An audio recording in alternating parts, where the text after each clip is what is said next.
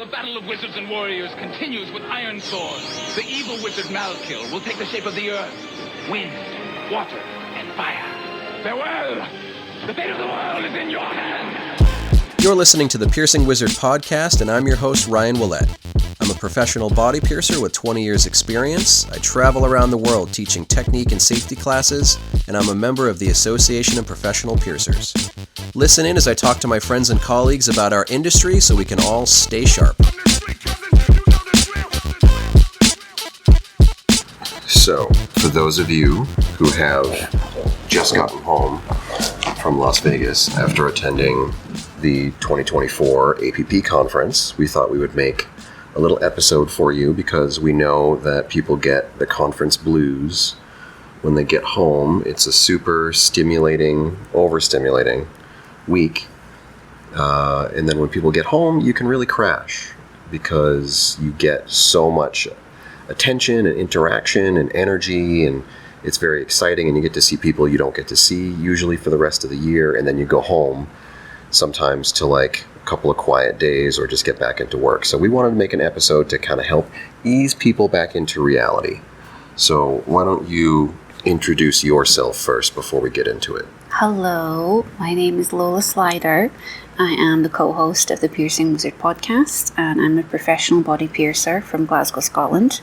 And I had the pleasure of speaking at conference this year, vending on the Piercing Wizard booth with Ryan, and I managed to attend a couple of classes as well. So how do you want to do this? Do you want to go chronologically, or do you want to just kind of talk about highlights as they pop into our memory? Well, that's the thing. It's hard to unpack, isn't it? It almost makes you wish that you'd taken a diary. Yeah. I think, like, it's lovely that there's so much photography and so many things captured, but I think a lot of it is kind of lost from social media because so many people do stories or things that are kind of temporary. Things get lost in a feed. So I would also just like to tell people, if you have a bunch of pictures, make a little album. Put that online. People would love to be able to kind of like look through it. I really like to go back and look at different events a couple of years down the road just for perspective. So if you're a Facebook person or even an Instagram person, you could make an album, or you could make one of those highlight reels on an Instagram page or something. So you can kind of capture it and go back and look at the experience, especially if you get a little bit like a little humdrum after conference. Do you feel like that when you get home? Yeah, I think conference is one of those events where it doesn't matter what you look like in the pictures, you know, like with social media, everyone wants to present themselves a certain way. They all want their hair and makeup done a certain way or be dressed a certain way. You know, like people often present very polished images of themselves, that it's nice to come to an event sometimes and have it just be about the experience and not necessarily what you look like in the moment.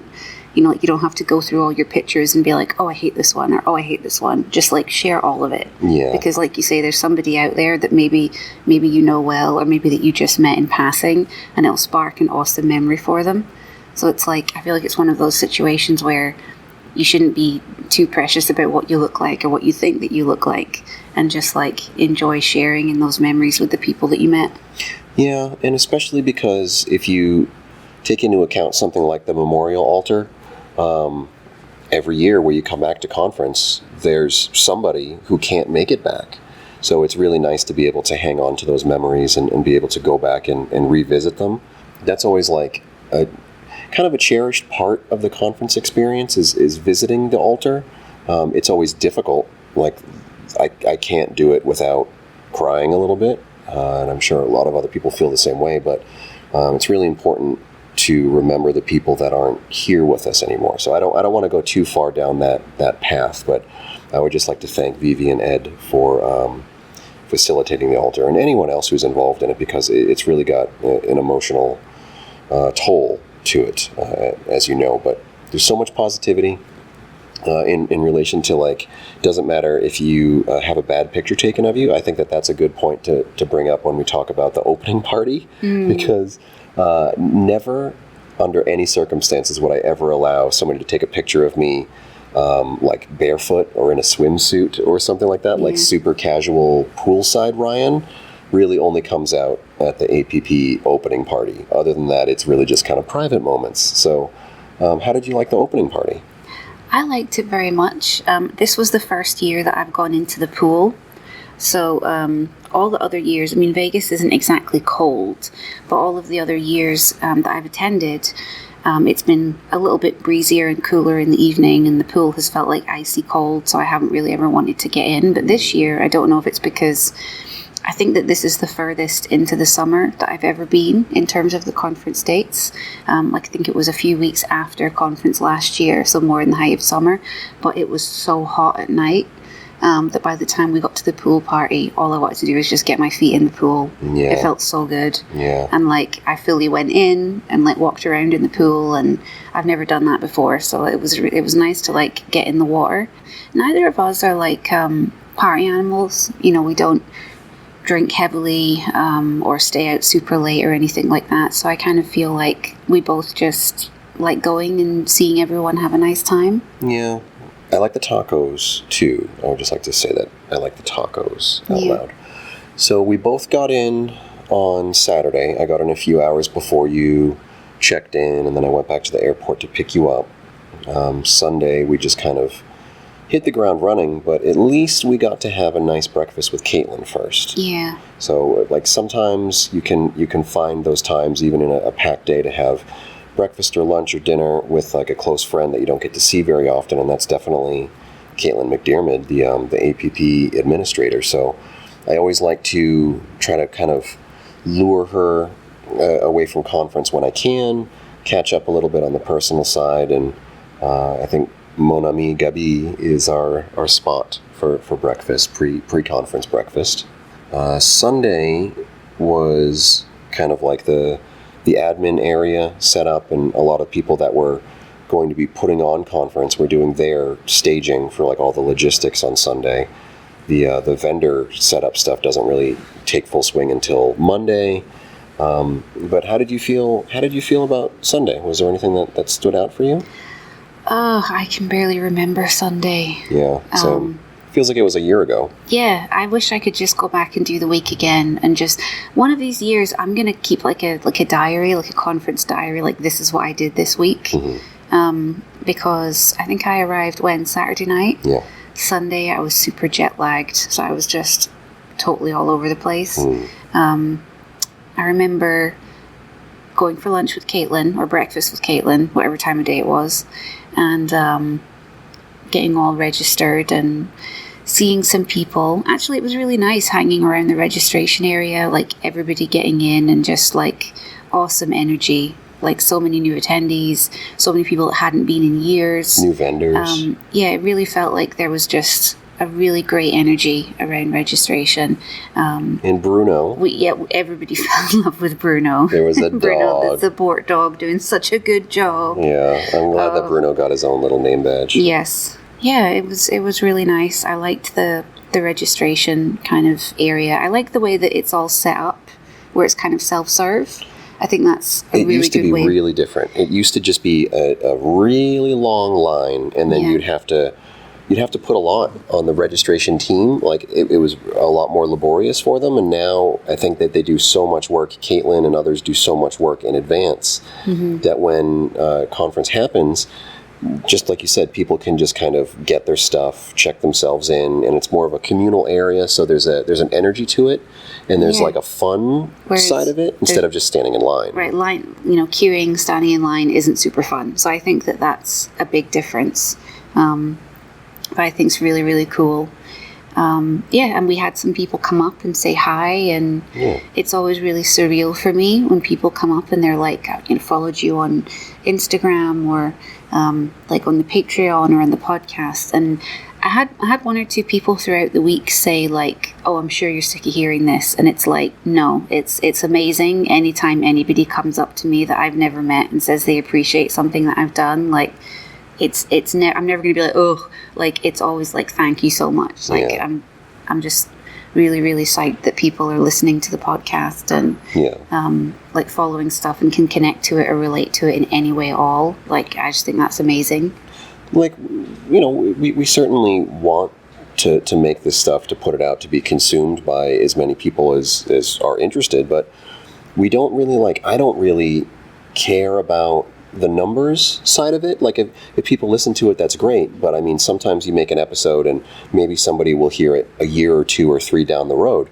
Like there are still people that just find the podcast now and go back. So I don't really pay super close attention to who listens to what week to week. So sometimes I like to be reminded, especially when it's not, hey, the most recent episode. It's like, oh, this episode that you made 5 years ago, it really resonated with me when you said this or when a guest said that. Like, as a good example, Kevin Jump came back to conference after years of being away, from this community, which I think he is a super important and valuable part of. But he had people come up to him and say, like, oh, I really loved your Keep Piercing Sacred episode, which, I hear pretty often. So it's nice just to know that there's somebody out there who likes it, and it kind of just keeps us going.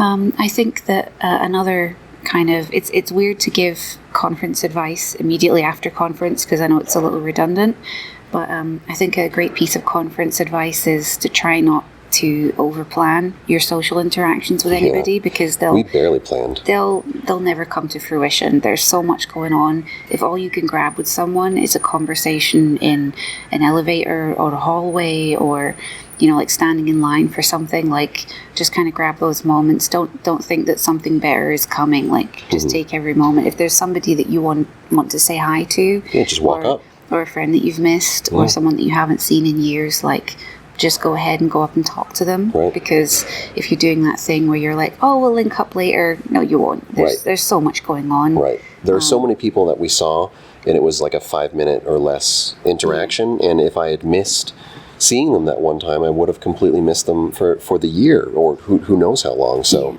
if you see somebody, you walk up, you say hi, you maybe get your hug.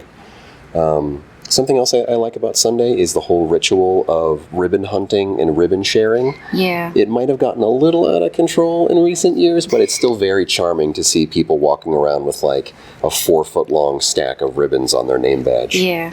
So Monday, we kind of got into it more properly, and it's a multitasking day for me because that's the day that you have to set up for Expo, but that was also the day that we taught safe practices in the piercing room. How did you feel like it went this year? It wasn't my favorite version of it that we've ever done, and that's because the projector was directly in my face the entire time. Sure.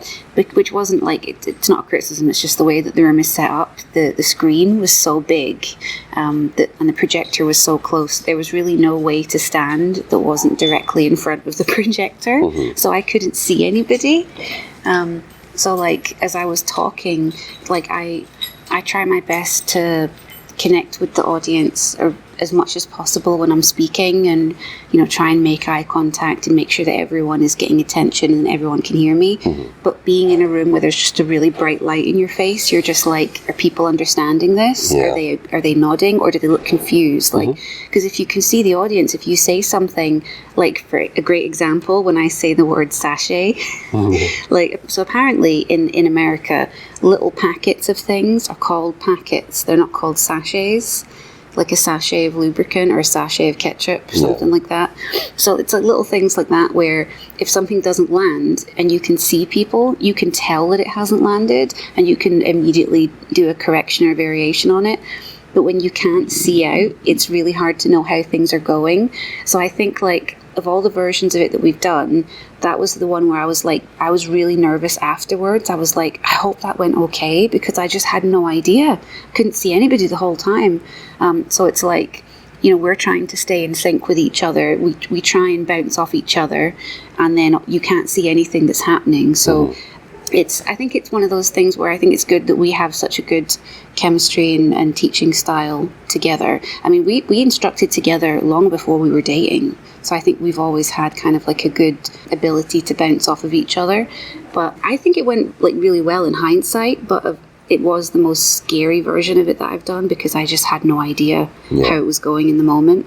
But a lot of people did come up afterwards and say like, that was really helpful. I learned so much, and it was really, really validating to hear that people enjoyed it because I just had no clue. Yeah, well, That's always one of the best tests, is when someone just comes up and says something genuine about it. Like, we don't need someone to shine us up. Like, we certainly appreciate it. But when somebody just comes up and says, hey, this was helpful, that was helpful, it's good because it kind of lets us know that something landed or maybe didn't land. Like, we're very open to constructive criticism. So the worst thing that can happen with safe practices, I think, is that fear that you have in your head where you're like, does everyone know all of this stuff already? Mm-hmm. But then you have to remember that, like, there are definitely people that don't. Sure. And I would rather they had the opportunity to learn this incredibly important information.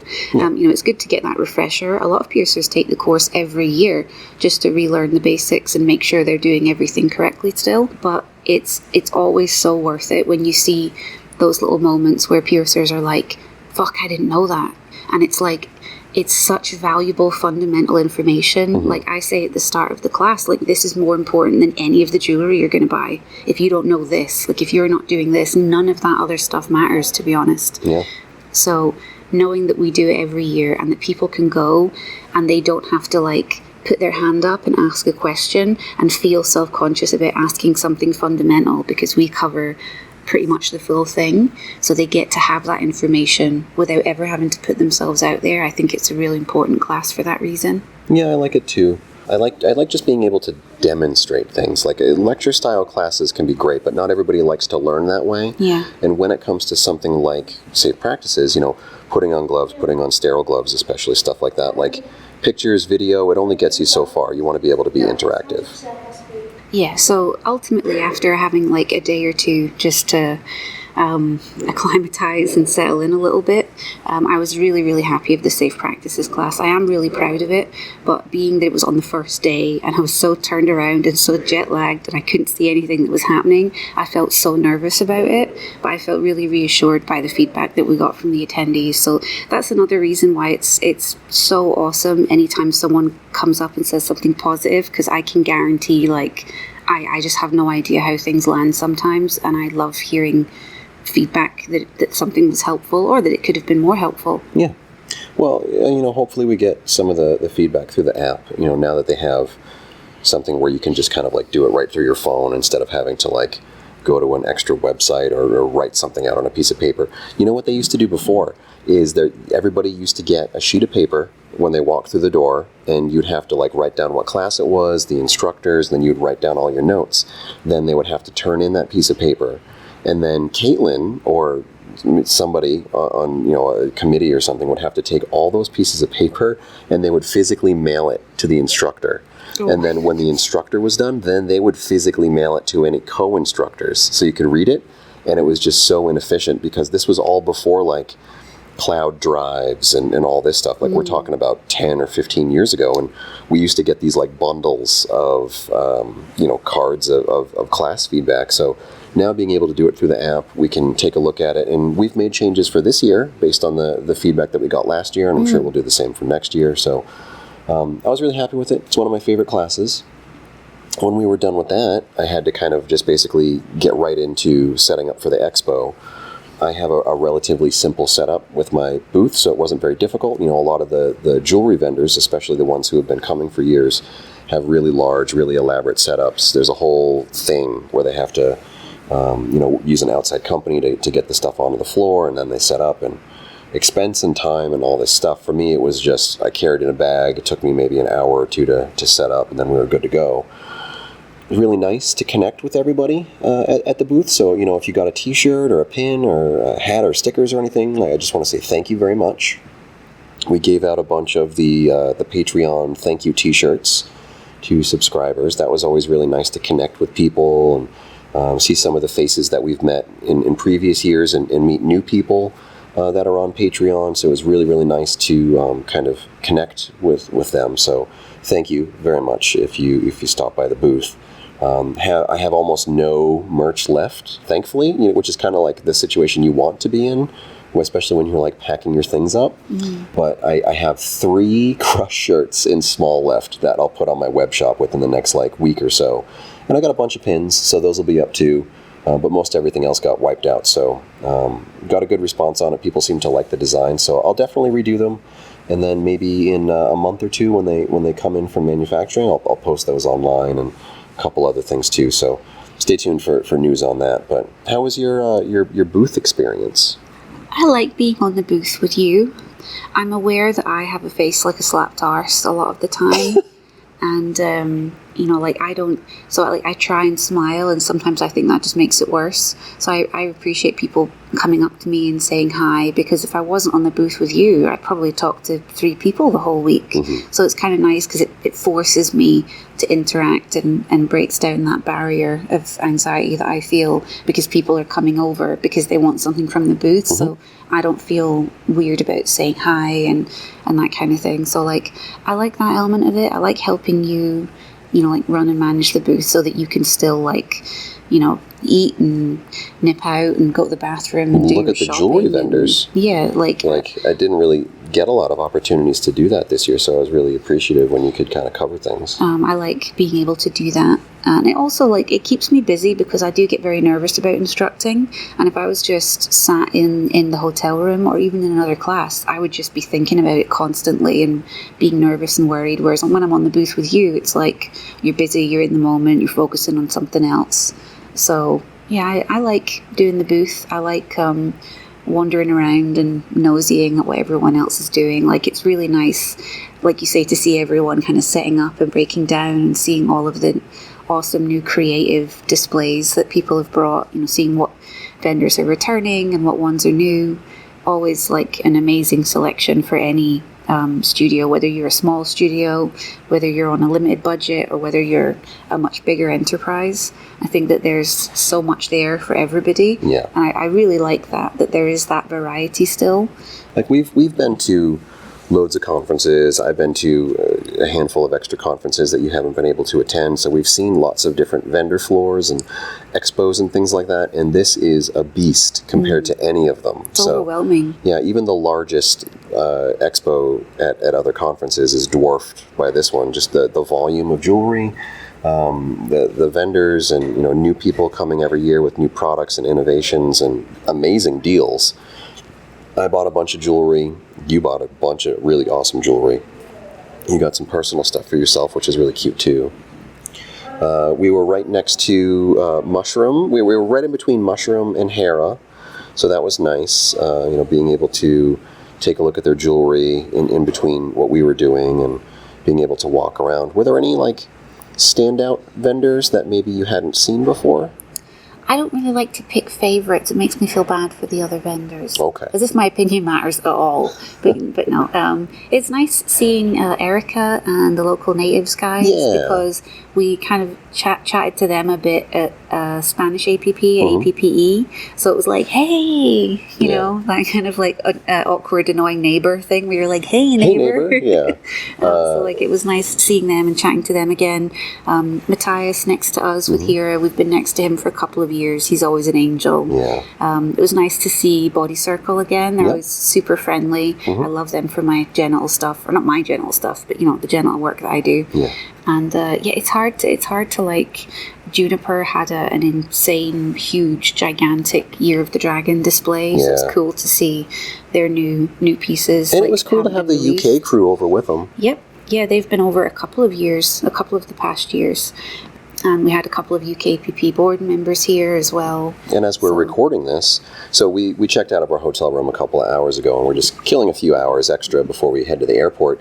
And we're actually sitting right across from Sunset One, which is where Leroy had their ultra exclusive showcase room. So I got to pop in, spend a little while talking to Terry Leroy and the crew in there, and got some jewelry, talked about some maybe new designs and some other ideas. And it's really nice because you have your friends, you have your colleagues, you have your acquaintances, and talking to these jewelry vendors, they really keep their ears open on, hey, what would you want to see tweaked or improved or completely brand new, or hey, check out this thing that we're working on. So it's really cool to keep your finger on the pulse of what's going on with jewelry trends.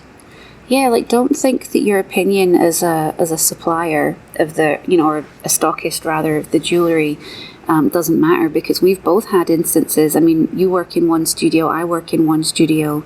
I mean, we probably don't use too much more or less than most other businesses, but we've both had situations where we've reached out to a specific company and said, hey, there's a real need for this thing, and they've actually made it. Yeah. And then it exists as a product now. So, like, you can't discount if you have a good idea, especially if it's something that there's a need for. Like, don't think that they won't listen, because they're actively listening and doing market research at events like these. Yeah, it's cool. And, special discounts, which is always really appreciated. Yeah.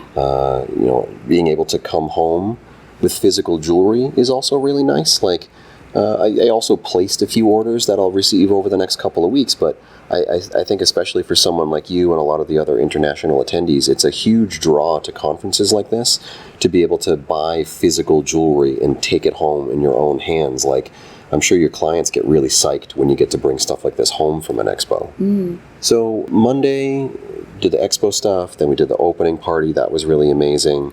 Was Tuesday the day that you did your bridge class? No, Tuesday was the only day that neither of us was teaching. Oh, because that was full-on expo day. That was expo open day, so we were both, and I'm sure that it was planned that way, probably on purpose, because we were both very much needed in the booth that day. Yeah. It was Wednesday where I did the bridge class. Yeah, Wednesday I did the bridge class. You did so good. It was really, really good. Thank you. I was very nervous just about everything going smoothly with, like, the tech side of things. I'm not very good at that stuff, so I definitely had to rely on your help, the volunteers' help, to get it all up and running. But we got there in the end, and I was really happy with the class, how it came out in the end. Like, I really gave 100%. I don't think I could have done anything more or been any clearer, so I feel confident that I did the best that I possibly could, and I really hope that it came across. But I also just want to take a special second to recognize that you were in a packed room, like the largest, like basically a double. So if you compare it, like if anyone listening has been to conferences before, imagine the largest room previously and then double that. Like, it was such a large room that they had to have 2 screens set up at the front. And I think it was maybe 500 people in one class, which is nuts. Like, I don't think I've ever had the opportunity to teach in a room that big. And it was packed, and you really nailed it. You really nailed it. Thank you. Yeah.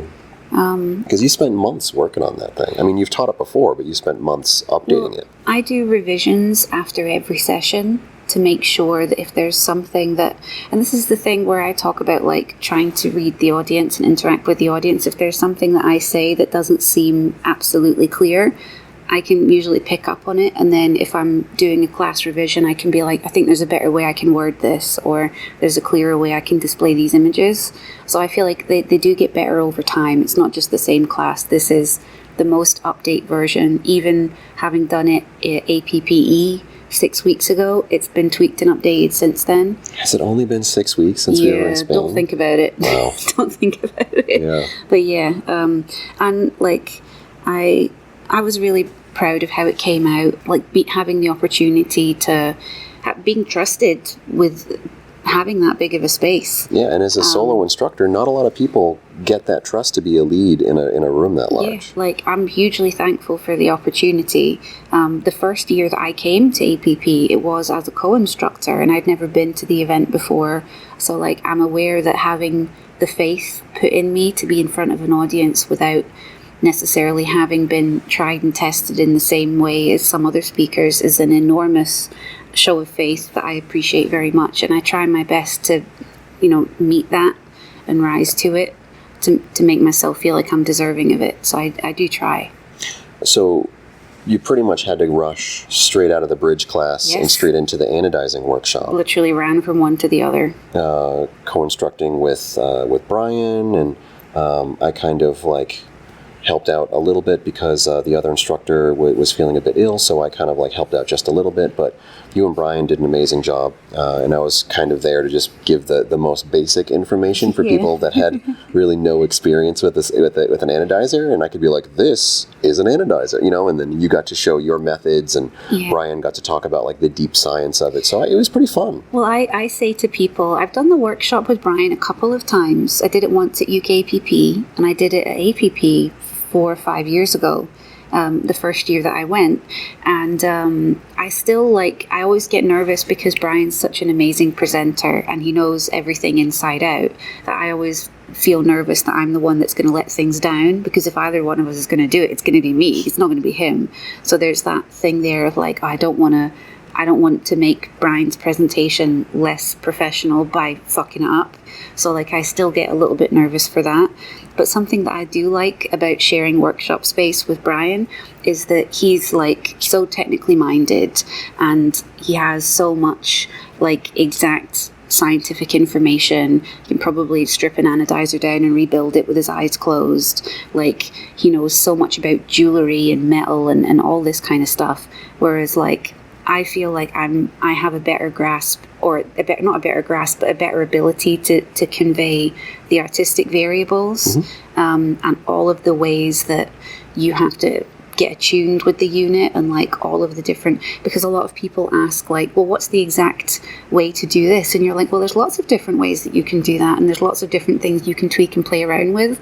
So I liked being able to demonstrate and convey to people, now here's what happens when I do this, but here's what happens if I do the same thing in a different way, and like show people the different outcomes and actually like get that interaction. Like, I feel like we got a lot of good interaction, and I do feel like I can have a bit of fun with people just being like, definitely don't do exactly what I'm doing, but you know, like, it's not entirely different, but it's a little bit of a different setup to what I have in my studio. So I feel like I'm learning it the same as the people that are watching, because they're watching me figure it out, like, in how it's a slightly different setup. Yeah, because they had to MacGyver it a little bit when we were in there. So it's like, you know, this is something, it's like you get to say to them, this is a setup that I haven't used before, that I haven't seen before, but let's figure it out and unpack it and set it up together, and showing them how simple that can be. So I like that element of being able to put things into my own words and show it in maybe a different way to how Brian does.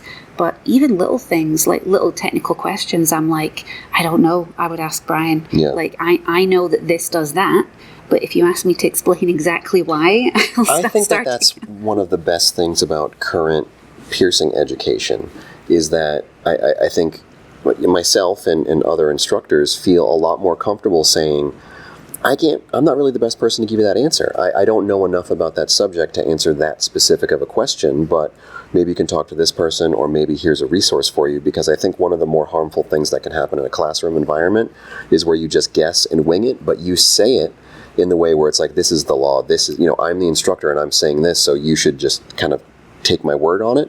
I think that if you kind of teach without knowing what you're saying, that can be harmful. So I think it's a great thing to do as an instructor, to say, that's a little bit outside of my expertise, but there's a person right here, or here's another resource. It took me quite a while to learn that lesson myself. Sometimes I would just kind of guess and over-teach in that way. Yeah, if you're like, I can't tell you the answer, but I can tell you who can tell you the answer. I think, or how to find the answer. Yeah, but no, I had a good time in the workshop. There was a lot of engagement, a lot of questions, and I felt like I could demonstrate quite a lot of stuff and gave people some good ideas that maybe they hadn't had before, regarding having an anodizer in their studio. So I think that went well as well. Like, I always get that feeling where I hope I'm not saying anything contradictory to Brian or anything that makes me sound like an idiot. But I think that it went okay. I feel confident in demonstrating, because it's like, you can demonstrate it, so you know it works. Well, that's exactly what workshops should be for. But I always appreciate Brian sharing the space with me, because he is such an expert at it.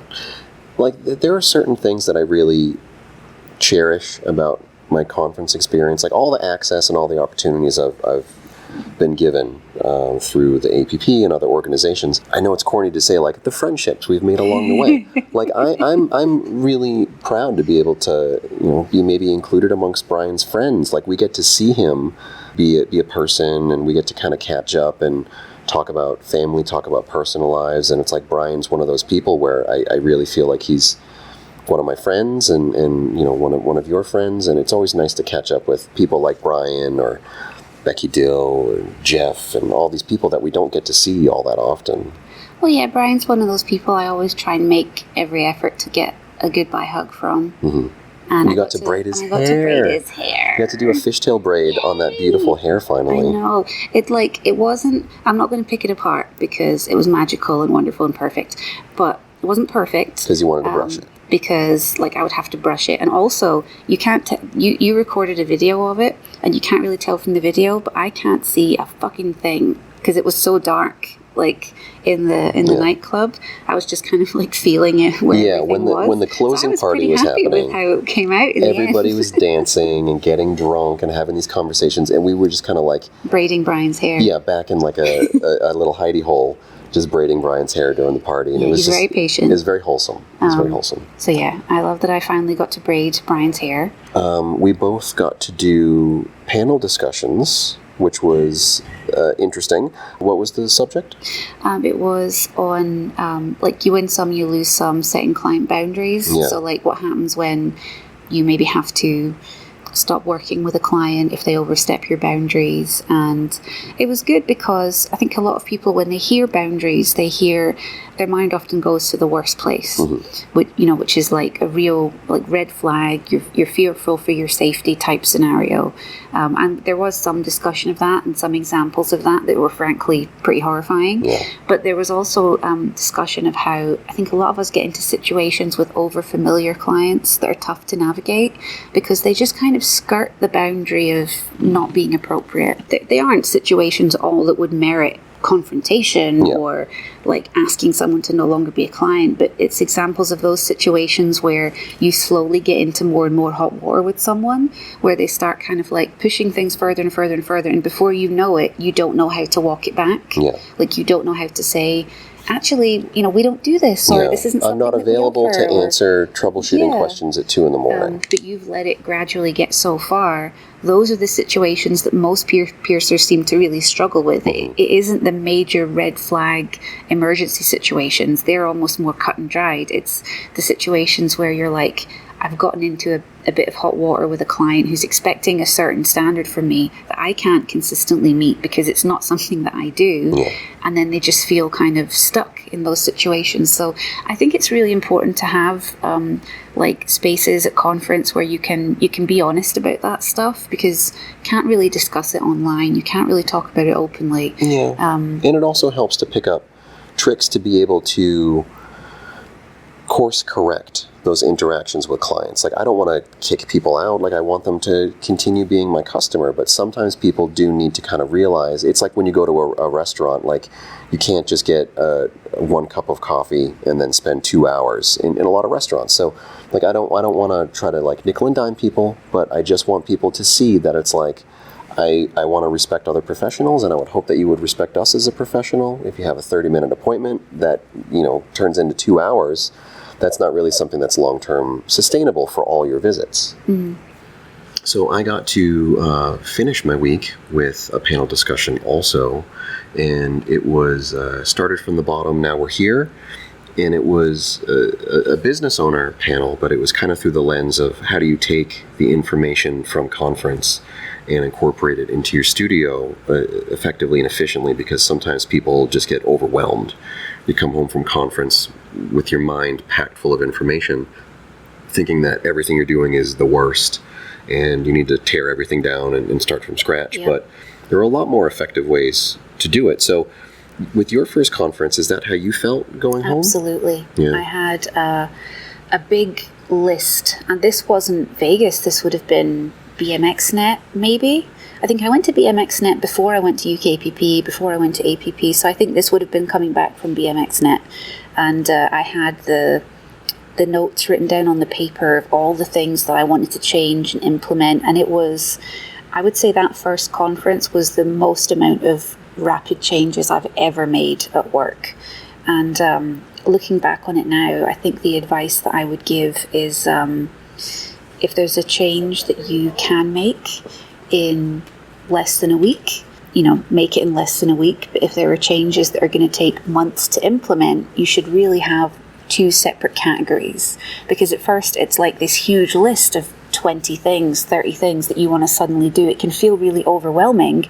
I would look at that list and break it down into, this is something that I can do within a couple of days. It's just rearranging a few boxes or making some new signage or changing, how I lay out my furniture. Something it's going to take less than an hour to do. Kind of like target those things, then have another list which is like, okay, this is stuff that's more like 6 months to a year, maybe before next conference, these are things I would like to accomplish. And then maybe have a long-term goal, like, this is stuff that I would like to have done within 2, 3, 5 years. Because sometimes you go back with all of this stuff that you want to do and it's just impossible. Yeah. It's impossible to get all of it done. And then you just end up feeling like a failure, like I couldn't do everything on this list. And it's like, well, not the first day. So try and give yourself like little wins and set yourself up for success by going down that list and prioritizing what can you do now with the resources that you have comfortably, and then what are things you can work on over the next year, and then what are the things you can work on over the next 3 to 5 years. Yeah. Thank you for saying what I was going to say. Oh, sorry. No, that's okay. To be fair, I learned that from you. So I learned about having a 5-year plan from you. I never had a 5-year plan before. Well, a lot of piercers don't see past a 5-week plan because sometimes piercers look at it as a job, and I would like more piercers to start looking at it as a career. Long term, if you're not a studio owner and maybe want to become one, if you are a studio owner and you want to kind of grow your business or maybe kind of transform your business, especially like, bringing in new jewelry lines, things like that, people can kind of come home and they can just completely freak out. They might want to just start from scratch or something like that. So you do want to have a plan to get where you want to get effectively and efficiently. Budgets and planning is a really big deal. So if you have your 1-year goal, like what are the things that I would want to change before the next conference?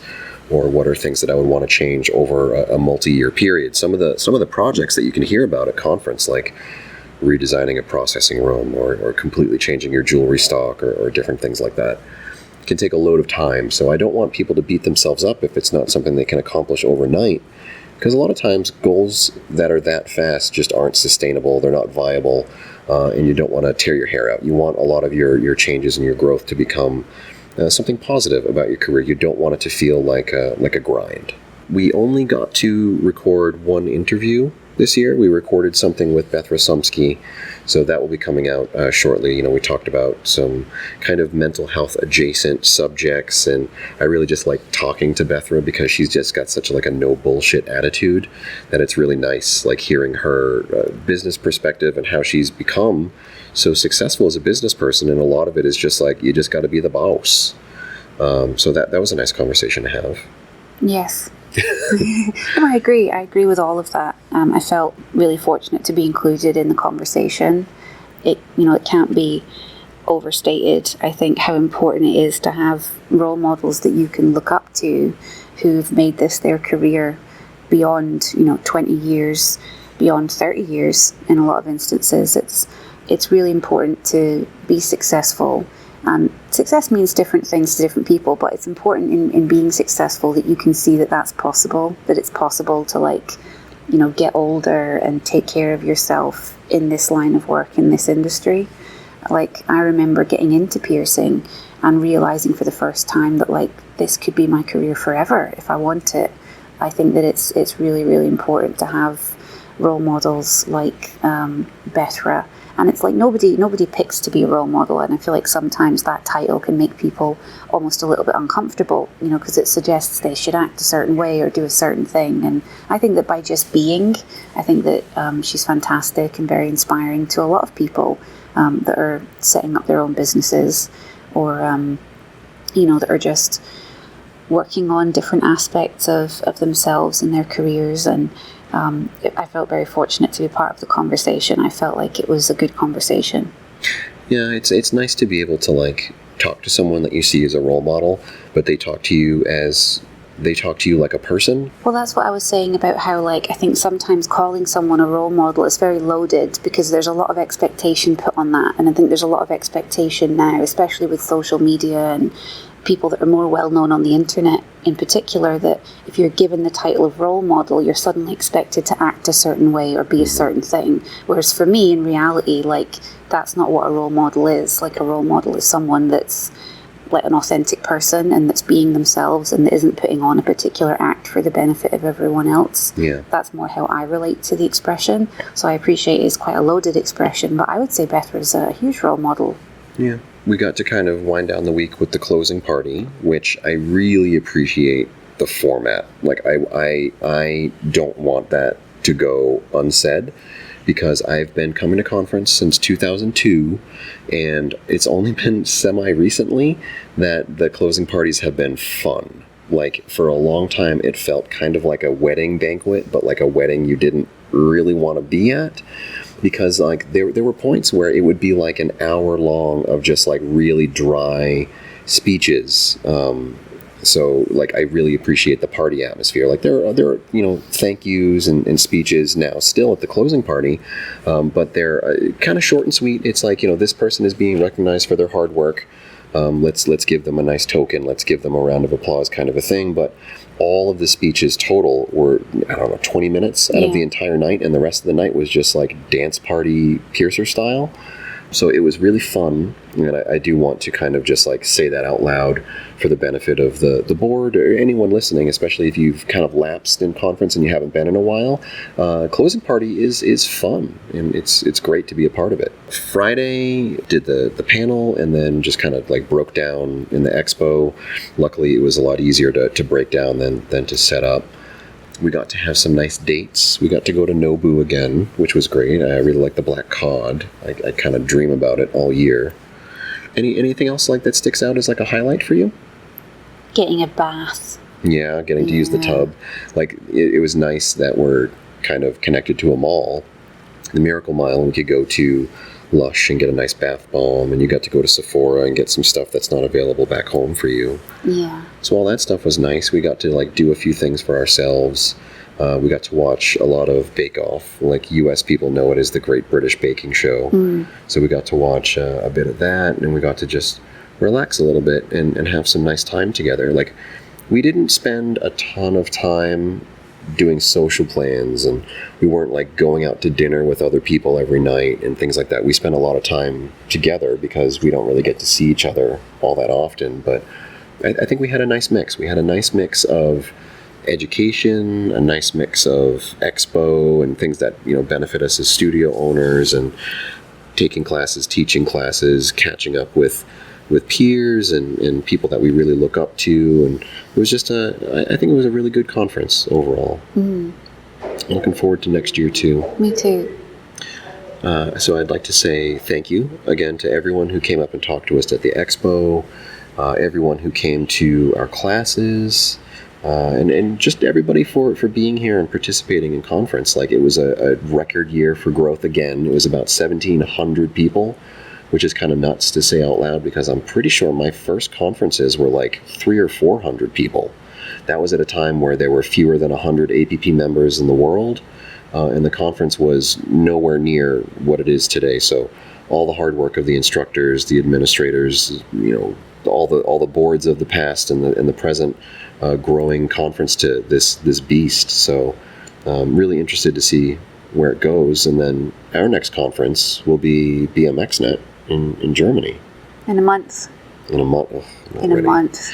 Yeah, it's like it's a lot. You get to see people from other conferences. I got to see the Australians, and we got to see people from Spain, and all these other people. But we're gonna keep it going. So BMXNet in August, UK A.P.P. in September, and then I'm also doing the Poland conference. So really looking forward to all that stuff, but also looking forward to just trying to have some downtime too. Yeah. I said this last year, and I'll probably say it every year, just as a reminder that one of the reasons that we attend all of these conferences, either separately or together, is because we're instructing, and it's also an opportunity for us to spend time together and not have to completely skip out on work. We both have to work very hard to maintain our personal and professional lives. So Please don't listen and think, oh, I wish I was doing more. Like, if you can get to one event a year, you're doing more than enough. Some people can't make it to any events for 2 or 3 years at a time, sometimes longer. So please don't place the unrealistic expectation on yourself that you should be doing more. We do a lot, and it is a lot, but that's unique to our situation, really, and that's what works for us at the moment. I mean, there may be a time that we're not traveling so much and doing so much. So I always just like to stress, like, in case people have FOMO, fear of missing out, or feel like they should be doing more, you're absolutely doing more than enough. If you can get to one thing every few years. You know what else is crazy to think about already? Just a few more months and it's going to be scholarship season again. Yeah.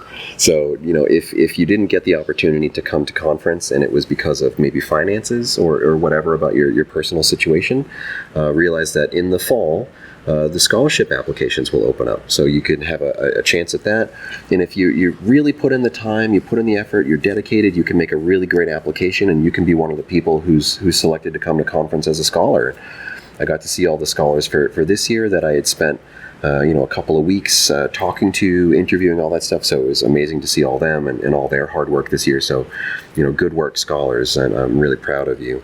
I'm going to get home and I'm going to get back to work on Patreon content. And as a sneak peek, the next one I'm going to be putting out will be tragus piercings back to front. So fishhook needle piercing a tragus from the back to the front. And I've got loads of content from like the last 10 years that I've been kind of storing up for a video like this. So thanks so much to everybody who came by. Thanks so much to everybody who signed up at patreon.com/RyanPBA. Loads of content for you there. And thanks to you, Lola Slider, for keeping me going this week. You are welcome. Bye. Bye. See you next year. For more information about the show, visit piercingwizardpodcast.com or like Piercing Wizard Podcast on Facebook. For more info about your host, visit precisionbodyarts.com or search Ryan PBA on Facebook, Instagram, and Tumblr. If you enjoy the show, you can subscribe on iTunes, Apple Podcast, and Google Play. Music by Benny B. Blanco. Show copyright 2017, Precision Body Arts LLC, all rights reserved.